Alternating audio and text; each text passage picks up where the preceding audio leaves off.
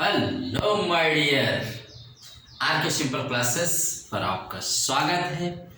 बहुत खुशी है कि आज मैं अपना यूट्यूब पर भाई इसमें गाने वाने भी दो चार पड़ गए थे स्टार्टिंग में, तो उनको मिला करके आज ये मेरा 100वां वीडियो इस पर अपलोड होने जा रहा है। सेंचुरी मार रहा हूँ। आप लोगों के प्यार और स्नेह के लिए बहुत बहुत थैंक्स। देखिए गाड़ी का क्रम कब तक चलता रहता है, जब तक आप लोग जाएंगे। ठीक है, तो आइए let us start today's CA GS and GK की क्लासेस। Let us start. 12 अप्रैल, पहले डेट देख लेते हैं। पहले पुराना डेट देख लेते हैं कल का। 11 अप्रैल को वर्ल्ड पार्किंसन डे। एक बीमारी है पार्किंसन जो हमारे न्यूरो से संबंधित होती है, तो वो मनाया जाता है 11 अप्रैल को। बहुत पूछा जाता है कि विश्व पार्किंसन दिवस कब मनाया जाता है, तो 11 अप्रैल, जिस दिन हमारा राष्ट्रीय सुरक्षा मातृत्व दिवस है। तो एक राष्ट्रीय एक अंतर्राष्ट्रीय दोनों दिवस है 11 अप्रैल को। अब आइए 12 अप्रैल पर। तो 12 अप्रैल को मनाया जाता है international day of human space flight. International day of human space flight यानी मानव की अंतरिक्ष में उड़ान का अंतर्राष्ट्रीय दिवस। क्योंकि आज ही 12 अप्रैल 1961 को पहली बार मानव ने अंतरिक्ष में कदम रखा था। अंतरिक्ष में जहां पर कुछ भी नहीं, नथिंग, एकदम हवा भी नहीं, वायु भी नहीं रहती है, अंतरिक्ष, वहां पर हमारे मानव हम जाके कदम रखे। और इसमें बाजी कौन मार रही है, तो उस समय का यूएसएसआर, जिसे आज हम रसिया कहते हैं, रूस, वहां के यूरी गागरिन को उसने भेज करके अमेरिका को पीछे कर दिया। फिर उसी का बदला अमेरिका ने लिया। मतलब ये कंपटीशन होनी चाहिए। फिर उसने चांद पर आदमी भेज दिए, नील आर्मस्ट्रांग को, याद है ना, ये जानते रहिएगा। तो फिर ये गए वास्टॉक 1 जो अंतरिक्ष यान था, उससे गए थे और 108 मिनट रह करके लौटे थे। मतलब इतनी कठिन परिश्रम में वहां पर चुना। रसिया ने बहुत सारे लोगों का इंटरव्यू लिया, ट्रेनिंग दिया, उसमें ये पास हुए थे यूरी गागरिन। तो यूरी गागरिन जब गए और वहां से लौट करके आए, तब उसके बाद वहां पर उन्होंने जाकर के उसको, फिर लौटने के बाद ये सबको ट्रेनिंग भी देने लगे। ऐसा नहीं है, सबको ये ट्रेनिंग देने लगे भाई, इसको आप जानते रहिएगा, ये स्टार्टेड। लेकिन एक दुर्घटना में मारे जाते हैं। फिर ये जिस घर जहां से आते थे उसका नाम बदल करके उस होम टाउन का रख दिया गया गागरिन सिटी। ये भी जानते रहिए। चलिए, और दूसरा फोर्ब्स की 2023 की जो अरबपति बिलियनियर्स लिस्ट निकली है, तो उसमें बताया कि सबसे ज्यादा दुनिया में अरबपति कहाँ है भाई, तो नंबर 1 पर अमेरिका है। और भारत हमारा 169 अरबपतियों के साथ कहां पर है भाई, ये तीसरे नंबर पर है इंडिया। CR राव, बहुत भाई गर्व की बात है कि भारतीय मूल के CR राव को इंटरनेशनल प्राइज इन स्टैटिस्टिक्स माने सांख्यिकी का अंतरराष्ट्रीय पुरस्कार, 102 साल के हैं ये। सोचिए इतने महान गणित, कभी भी पढ़ा रहे हैं ये अमेरिका में। और इनको गणित का नोबेल प्राइज पुरस्कार कहते हैं। वैसे गणित का नोबेल पुरस्कार तो एबल को कहा जाता है, लेकिन इसको भी कहा जाता है। इसमें भी नोबेल से कम पैसा नहीं मिलता है। और 102 साल के बाद इनको ये, मतलब 102 साल के हैं और इनको प्राइज मिला है। गजब भाई। क्यों मिला था, तो इन्होंने 1945 में सांख्यिकी से रिलेटेड 3 मूलभूत परिणामों को बताया था। कहाँ, यही कोलकाता में मैथमेटिकल सोसाइटी में। इनको ये जुलाई 2023 में दिया जाएगा। अंतरराष्ट्रीय सांख्यिकी संस्थान जो ओटावा कनाडा में है, वहां पर इनको ये प्राइज दिया जाएगा। बड़े गर्व की बात है भाई। सबसे पहली बात इनसे क्या सीख लेनी चाहिए कि 102 साल के होते हुए भी कितनी मेहनत ये करते हैं। हमारे यहाँ तो 50-60 साल के बाद मानते हैं कि बस अब चलने की बारी आ गई भाई, अब चलना है यहाँ से। और इस बंदे से आप सीखिए, इनसे सीखिए कि अमेरिका में रह करके और आज भी पढ़ा रहे हैं। और देखिए 102 साल, 102 ईयर्स, वाह भाई, मजा आ गया। बहुत बहुत बधाई हमारी तरफ से, आरके सिंपल क्लासेस की तरफ से इनको, भारतीयों की तरफ से इनको भाई। दूसरा, इसको याद रखिएगा, CR राव को बहुत बड़े गणितज्ञ हैं, सांख्यिकीविद हैं। निशा दहिया, ये कजाकिस्तान के अस्ताना उसकी राजधानी है, में एशियाई कुश्ती चैंपियनशिप में सिल्वर मेडल जीता भाई। इनको भी बहुत, निशा दहिया को भी बहुत बहुत बधाई हो, और आप लोग इसको याद रखिएगा, ठीक है। निशा दहिया। जम्मू और कश्मीर में हमारे केंद्रीय सड़क एवं परिवहन मंत्री जो हैं श्री नितिन गडकरी जी ने वहां का दौरा किया और वहां पर जा करके पीडा कुम्फर सुरंग का उद्घाटन किया। इस सुरंग का उद्घाटन किया उन्होंने, और जोजिला सुरंग का, जो एशिया की सबसे लंबी सुरंग होगी जिस दिन बन जाएगी, जिसका निर्माण चल रहा है, तो जोजिला सुरंग का निरीक्षण किया। तो जानते रहिए जोजिला सुरंग कहाँ है, जम्मू कश्मीर में है। और किस सुरंग का भी उद्घाटन, सुरंग में टनल होता है जिसके अंदर से लोग आते जाते हैं सुरंग, तो आप उसको जानते रहिएगा। और पीडा कुम्फर सुरंग का उद्घाटन किया, ये भी आप जानते रहिएगा भाई। अभी इन्होंने कहा कि भारत में जल्द ही सड़कें कैसे बनेगी, अमेरिका जैसी सड़कें बनेगी, ये भी जानते रहिए भाई। भारत की पहली 3D printed post office, very very super important, Bharat का पहला 3D printed post office Bengaluru में बनेगा। कौन बनाएगा, Larsen and Toubro LNT company बनाएगी। डिजाइन किसने तैयार किया, IIT मद्रास के द्वारा तैयार किया गया। तो ये बहुत इंपॉर्टेंट पॉइंट है, इसको भी आप याद रख सकते हैं। नेमावर देवास मध्य प्रदेश में, नर्मदा नदी के किनारे एशिया का सबसे बड़ा जैन तीर्थालय बन रहा है। जैन धर्म आप जानते हैं ना, जिसके 24 जो उसके तीर्थंकर हैं, जो उसके माने जाते हैं कि ये सब मैंने इस धर्म को आगे ले जाने में बहुत उन्नति की है। 24वें तीर्थंकर के रूप में किसको माना जाता है, महावीर स्वामी को, ठीक है। तो एशिया का सबसे बड़ा जैन तीर्थ, वहां पर 24 जैन तीर्थंकर का मतलब बन रही, मंदिर बन रही, एक तीर्थालय बन रहा है। 26 साल से पिछले बन रहा है, अभी 1 साल बाद वो बन जाएगा। तो ये सबसे बड़ा एशिया का जैन तीर्थालय होगा। तो जानते रहिए नर्मदा नदी के किनारे कौन सा स्थान है, नेमावर मध्य प्रदेश, इसको भी आप याद रख सकते हैं, वेरी इंपॉर्टेंट है। मध्य प्रदेश जान ही रहे हैं, भारत का दिल कहा जाता है इसको भाई, एकदम मध्य में है, ठीक है। इसी से एक राज्य 2000 में निकल करके कौन सा बना है, छत्तीसगढ़। 2000 में इसी से निकल करके एक राज्य, पहले ये भारत का सबसे बड़ा एरिया में राज्य हुआ करता था, लेकिन अब राजस्थान आ गया, नंबर 2 पर आ गया है। इसकी राजधानी भोपाल है, ठीक है।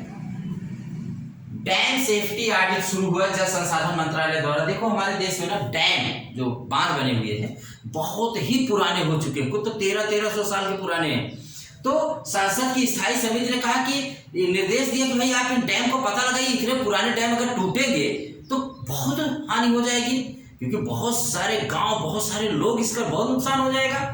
तो इसकी सुरक्षा को लेकर ऑडिट शुरू हो गई है। 2-3 महीने में इसका रिजल्ट आएगा और इसमें देखा जाएगा कि ये डैम, जैसे देखिए कुछ डैम का मैं नाम ले रहा हूं, ये डैम है जो बहुत ही पुराने हैं। जैसे देखिए थोन्नूर टैंक है, ये कहां पर है भाई, कर्नाटक में है, 1300 साल पुराना, बताइए ये अपनी उम्र किससे भी ज्यादा चल रहा है। फिर है कुंभम है, आंध्र प्रदेश में है। स्वरूप सागर राजस्थान में है। उदय सागर राजस्थान में है। धामपुर महाराष्ट्र में है। राजसमंद ये राजस्थान का है। बरुआ सागर ये भी यूपी का है। मगरपुर यूपी का है। पचवाड़ा लेक यूपी के हैं। ये सब सैकड़ों साल पुराने हैं, ये सब डैम बता रहे हैं। और जयसमंद राजस्थान का है। जगन्नाथ सागर उड़ीसा का है। कलकटिहिर महाराष्ट्र का है। मुडाड़ा महाराष्ट्र का है। रूसी महाराष्ट्र का। ये 14 डैम के मैंने नाम जो बताए हैं, ये 1300 से लेकर 200 साल पुराने हैं सब कि देखना है कि ये अभी रहेंगे कि नहीं, या इनकी कंडीशन कैसे है, तो ये सारे डैम भी देखे जाएंगे। तो इसीलिए इनका ऑडिट की जा रही है, क्योंकि अभी हमें आपको नहीं पता है किसी डैम के टूटने पर कितनी बड़ी तबाही आती है, इसका अंदाजा अभी नहीं लगाया जा सकता है। ठीक है, आप जब डैम कोई बनता है तो कितने गांव हटते हैं, कितने सारे, तो जितना अगर ये हटेंगे और नदी का प्रवाह जब पानी फैलेगा ना, तो उसका क्या प्रभाव होगा, ये सब देखा जा सकता है। इसी का ऑडिट किया जा रहा है, इसका निरीक्षण किया जा रहा है भाई जल संसाधन मंत्रालय द्वारा। हमारे देश के होम मिनिस्टर श्री अमित शाह जी पहुंच गए अरुणाचल प्रदेश, और अरुणाचल प्रदेश के नमती मैदान वालोंग युद्ध स्मारक और किबथू,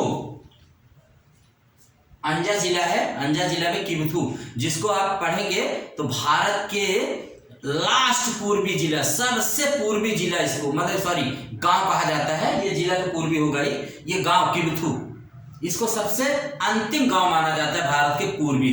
पश्चिम में गौहर माता है, गुजरात में है। ऊपर आप देखेंगे आईसी इंदिरा कॉल है और नीचे आप देखेंगे इंदिरा पॉइंट है, लेकिन मेन लैंड इंडिया का कन्याकुमारी है। ये भी स्थान आप जानते रहिए, इससे क्वेश्चन सब आते हैं। तो इन्होंने वालोंग युद्ध स्मारक किबथू गांव में पहुंच करके वाइब्रेंट विलेजेस प्रोग्राम का उद्घाटन किया। बहुत ही सुपर इंपॉर्टेंट क्वेश्चन है। अभी आप देख रहे हैं कि चाइना हमारे अरुणाचल प्रदेश को अपना हिस्सा बताता, अपना तिब्बत का दक्षिणी भाग बताता, पूरा मैंने इसको वीडियो डाल दिया है। यहां पर पहुंच करके देखो होता क्या है ना कि हमारे बॉर्डर पर जो गांव है, चाइना के जो उधर बॉर्डर है तो बगल में चाइना भी, चाइना के जो गांव है ना वहां पर एकदम नंबर 1 की सड़कें हैं, बिजली है, पानी है, सारी सुविधाएं हैं। हमारे तरफ सुविधाएं उतनी अच्छी नहीं है। इसके जरिए बिजली, पानी, सड़क उन गांव, क्योंकि वहां से लोग हट रहे हैं। अब देखो जब लोग बॉर्डर से हटेंगे, हमारे ही लोग अपने ही हटेंगे, सुख सुविधा उनको भी चाहिए, वो उसको छोड़ देंगे। चाइना किसी ताक में रहता है कि ये लोग छोड़े और हम उसको कब्जा कर लें। भाई जमीन खाली होगी तो कब्जा कर लेता है या अपना बता करके ले लेता है। तो भारत सरकार की योजना है कि वाइब्रेंट विलेज प्रोग्राम के तहत अपनी तरफ भी गांव को इतना सुंदर बना दो कि लोग हटे ही क्यों, सारी सुख सुविधा उनको वहीं दे दो। क्योंकि यही होते हैं जो हमारी सेना की भी मदद करते हैं, आईटीबीपी के जवानों की भी मदद करते हैं। इनको जितनी जानकारी होती है उतनी हमारी सेना को भी नहीं होती, क्योंकि ये लोग लोकल लोग होते हैं, इनको बहुत गहरी जानकारी होती है, कई पुष्ट से वहां पर रह रहे होते हैं। तो वाइब्रेंट विलेज प्रोग्राम बहुत इंपॉर्टेंट है। किसके द्वारा उद्घाटित किया गया? तो उद्घाटन इसका किया गया भाई हमारे होम मिनिस्टर के द्वारा। कहाँ किया गया? अरुणाचल प्रदेश के कौन से अंजा जिले के किबथू गांव में। और उन्होंने वहां पहुंच करके बताया, उन्होंने एक 1962 के वार की जिक्र किया।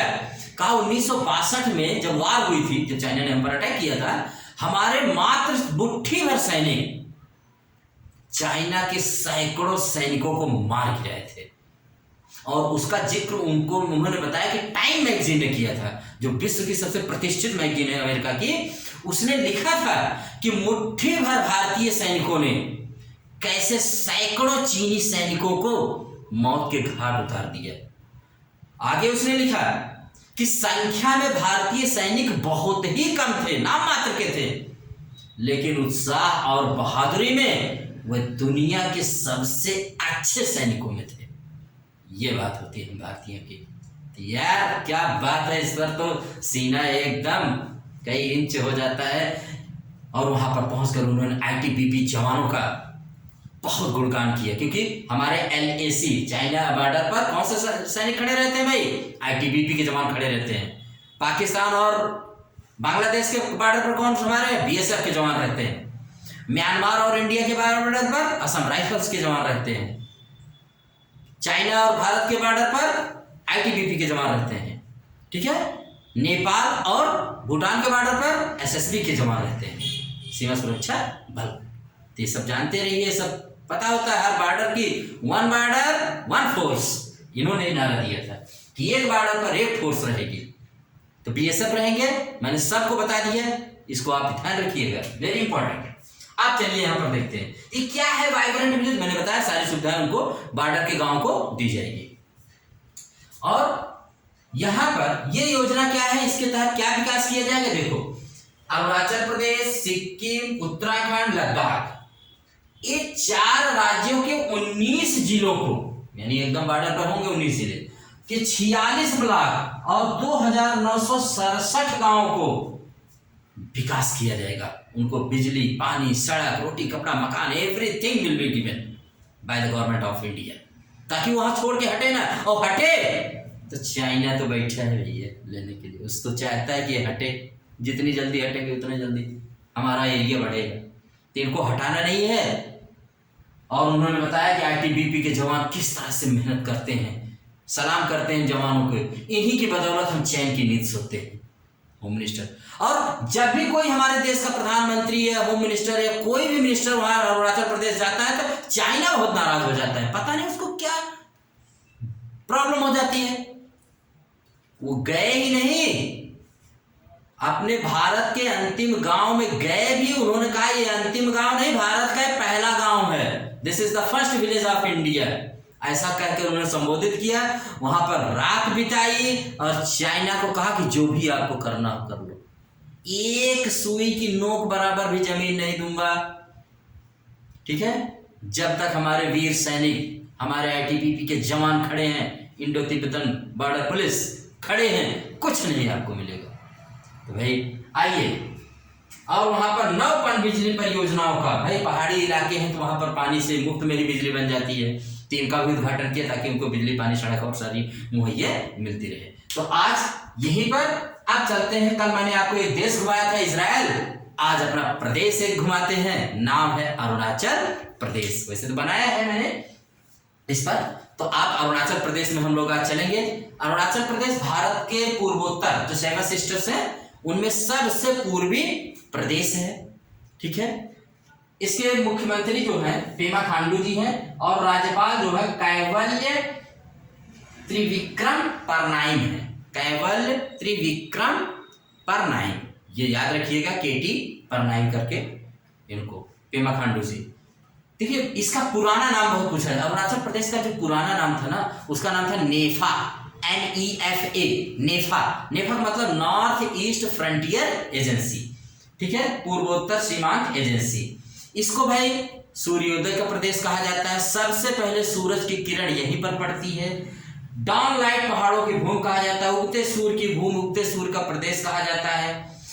इसका नाम जो है विभासु दास शास्त्री व KAA राजा द्वारा नेफा का नाम 20 जनवरी 1972 को अरुणाचल प्रदेश किया।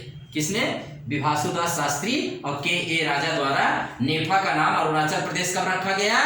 20 जनवरी 1972। यानी 1972 के पहले क्या कहलाता था? नेफा। 1972 से ये कहलाने लगा अरुणाचल प्रदेश और एक UT बन गया, यानी केंद्र शासित प्रदेश बन गया, ठीक है। उसके बाद 20 फरवरी 1987 को 24वां राज्य भारत का बना। कौन सा राज्य बना? 24वां राज्य। 55वें संविधान संशोधन 1986 के 68 के द्वारा, ठीक है, 86 के द्वारा, ठीक है, 1986 के द्वारा इसको चेंज कर दिया गया। तो इसको आप याद रखिए, 55वें संविधान संशोधन द्वारा 24वां राज्य भारत का बना था कब? 20 फरवरी 1987 को। इसके बॉर्डर देख लीजिए, 3 देशों के टच करता है, चाइना, भूटान और म्यांमार। चाइना, भूटान और म्यांमार को, और कितने राज्य को? 2 राज्य, असम और नागालैंड को ये टच करता है। ईटानगर इसकी राजधानी है। 65% यहाँ की आबादी क्या है भाई? आदिवासी है, और जिसमें 26 प्रमुख जनजातियां रहती हैं। कुछ जनजातियों के नाम मैं बता दे रहा हूं: मोनपा, निसी, अप्तानी, नोक्टे और शेरडू कपेन। इनकी मुख्य खेती क्या है? झूम खेती, जो बदल बदल के करते हैं ना जंगलों में, झूम खेती कृषि ये लोग करते हैं। और यहाँ का स्टेट एनिमल मिथुन है, जिसको यहाँ गयार भी कहते हैं, और यहाँ का स्टेट बर्ड हार्नबिल है, और यहाँ का मुख्य बायोस्फीयर रिजर्व क्या है? Dihang Dibang, Namdapha national park, Mouling national park, Sessa orchid अभ्यारण्य, Dibang wildlife sanctuary, Pakke tiger reserve बहुत मशहूर है, यहीं पर है। दिहांग दर्रा अरुणाचल प्रदेश को म्यांमार से जोड़ता है। तो ये सामान्य सी जानकारी हमारी आपकी हो गई इसके बारे में। यही सब जानकारी आप किसी प्रदेश के बारे में अगर जान लेते हैं तो प्रदेश आपकी मुट्ठी में है, ठीक है। और हमारी ब्रह्मपुत्र नदी सबसे पहले अरुणाचल प्रदेश में ही एंट्री करती है, ठीक है, उसके बाद वह असम में आती है। तो आज के लिए इतना ही। आरके सिंपल क्लासेस को इसी तरह से लाइक एंड सब्सक्राइब करिए। अपने 100वें वीडियो के बनाने की खुशी में आप लोगों को एक बार फिर मैं अपनी मेहनत और आप लोगों की अच्छी सी गुजारिशों के लिए, अच्छी इच्छाओं के लिए बहुत बहुत थैंक्स बोलता हूँ। Thank you very much, thank you very much. Okay.